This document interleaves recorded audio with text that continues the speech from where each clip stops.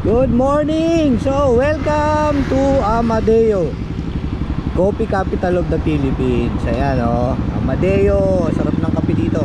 Anyway, meron tayong pupuntahan ngayon dito sa Amadeo, yung Bahay Kasilaw. Ang owner niyan, yung kaibigan natin, pinaparenta niya or binibenta niya. Ayan. So dito yung Cafe Amadeo, kakanan tayo dito sa Minantok Road. Ang galing sumingit Tayo na nakasignalize, sisingit pa rin ang photo. Nagmamadali, kitang kita sa GoPro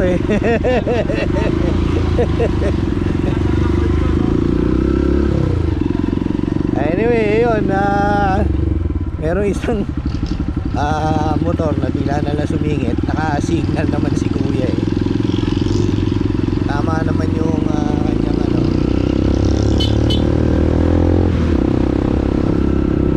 yun. Anyway, Minantok Road. So ito yung daan, meron daan ito sa Aguinaldo Siyempre ako kasi dumadaan ako sa mga inner roads. Mas gusto ko kasi gawa ng gamit natin CRF. Mas na-enjoy ko yung view. Ayan kagaya niyan Lalo na ngayon, January, malakas ang hangin.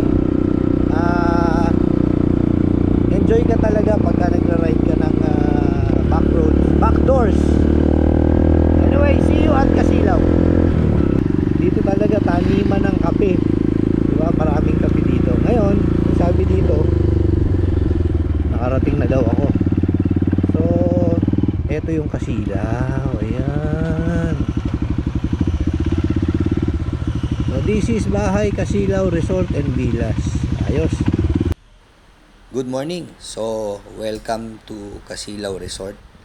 So, this is located at Barangay Bukal, Amadeo, Cavite. Total lot area pala nitong resort is 1,400 square meters.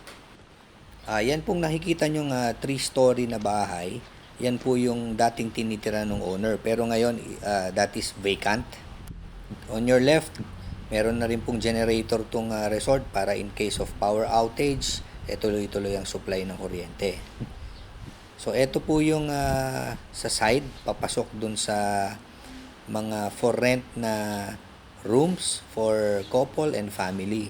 So, yung stairs na yan, meron din kasing room dyan na alam ko pwede rin paupahan. So, etong hallway na to is going to the coffee shop o yung kainan dito sa resort. Ito yung Lelang's Cafe. So, ito po yung loob ng cafe. So, yan, may microwave. Pwede kayo syempre magkape dito, umorder. Sarap ng brewed coffee dito. So, ito naman po yung hallway papunta dun sa 4 rooms na for rent. Meron ditong solo A, solo B. Parang sa Jollibee lang. Anyway, so etong sa right na to, ito yung for solo. Merong jacuzzi yan. Ayan, tapos may cover yung table na pwede kayong mag-inuman dyan sa gabi, mag-unwind at magkwentuhan. Same din yan dito. Ayan, nililinos. Ayan, couple pala yan, sorry. Couple A and couple B.